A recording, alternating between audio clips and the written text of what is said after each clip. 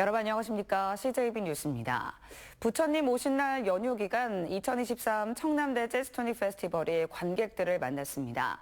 올해는 더욱 다양해진 장르의 재즈 음악이 관객들에게 다가갔는데 비가 내리는 날씨에도 열정적인 공연과 관객들의 뜨거운 호응이 빛났습니다. 진기훈 기자입니다.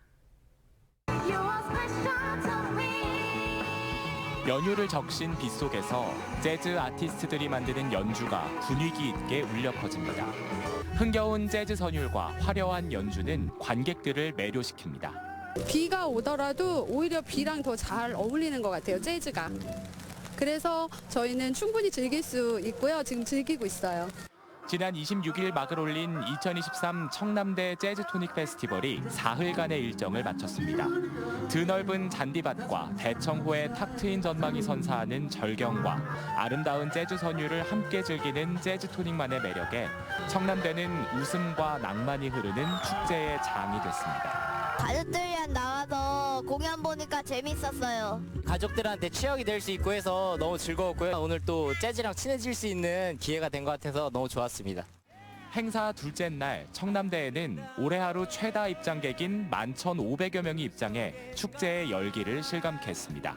예년에 비해서 굉장히 많은 관객이 몰리고 그 열기가 높았다고 생각하고 여기에 머무르지 말고 더 발전시키고 더 많은 국민들이 즐길 수 있는 전국적인 또 세계적인 페스티벌이 될 수 있도록 올해는 정통 재즈 음악부터 락과 발라드를 접목한 재즈까지 다양한 장르의 공연이 마련돼 관객들이 재즈에 쉽고 재밌게 다가갈 수 있도록 구성됐습니다.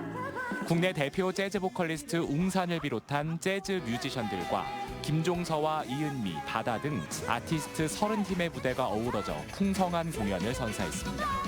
누구라도 보면 이분이 어느 정도의 내공과 음악성이 있다라는 걸 느낄 수 있는 뮤지션들을 섭외한 것 자체가 큰 어떤 실험이었다고 생각하고요. 관객분들의 음악 수준이 너무 높기 때문에 국악을 재즈로 하거나 클래식 곡을 재즈로 하거나 탱고 곡을 재즈로 하거나 이제 여러 가지 재즈가 줄 수 있는 아주 다양한 바리에이션을 여러분들에게 느낄 수 있도록 국내 대표 재즈 축제로 자리매김한 청남대 재즈토닉 페스티벌은 내년에도 관객들을 찾아옵니다.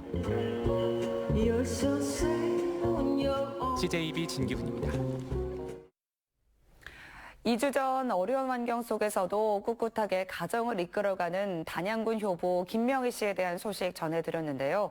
보도 이후 김명희 씨 가족을 돕기 위한 나눔의 손길이 잇따르고 있습니다. 박원 기자가 취재했습니다.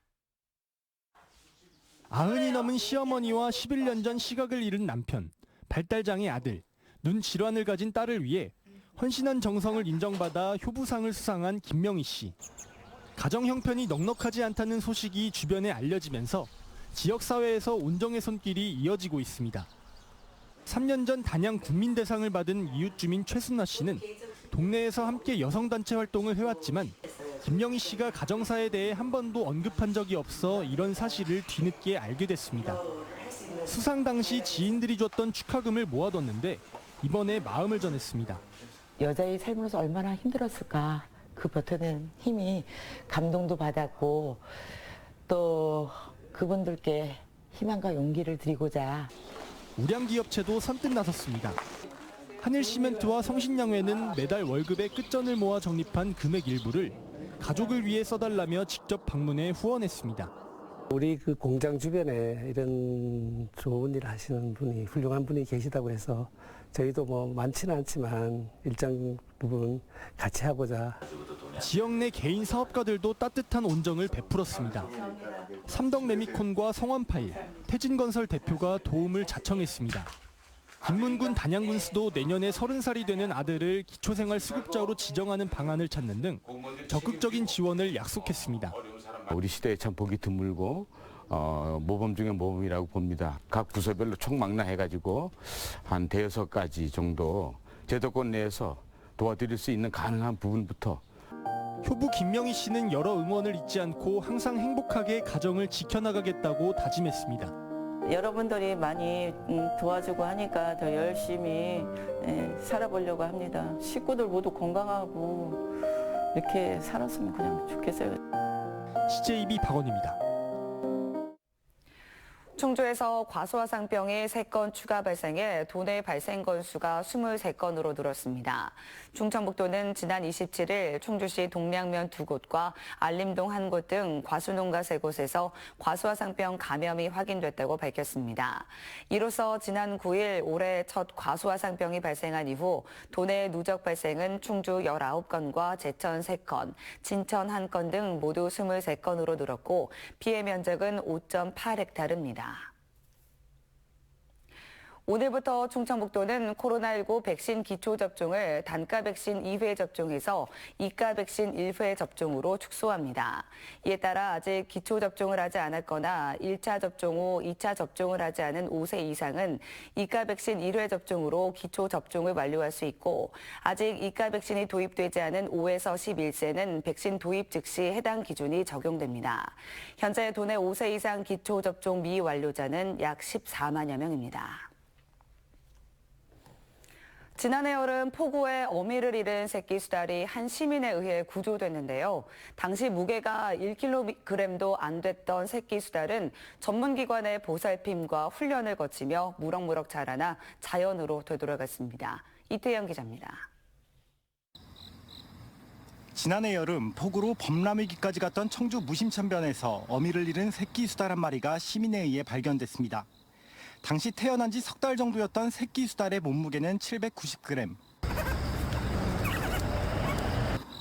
어떤 주민이 수달을 발견하고 자기 집으로 데려갔다가 뚜렷한 방법이 없으니까 다시 무심천으로 갖다 놓은 거예요. 이건 위험하다 싶어서 제가 계속 관찰을 했던 거죠. 혼자서 살아남을 수 없었던 새끼 수달은 충북 야생동물센터로 보내져 야생 적응 훈련을 받아왔습니다. 센터 안에 물 웅덩이를 만들어줘 수달이 야생에서 은신처를 만드는 법을 습득하도록 했습니다. 제대로 헤엄조차 치지 못했던 수달은 시간이 흐를수록 자신만의 영역을 만들며 미꾸라지나 메기와 같은 물고기들을 잡는 방법도 익혀갔습니다. 천에서 쉽게 볼 수 있는 애들을 살아있는 상태로 계류장 내에 넣어줘가지고 얘네가 잘 사냥해서 먹을 수 있는 능력을 좀 키워줬습니다.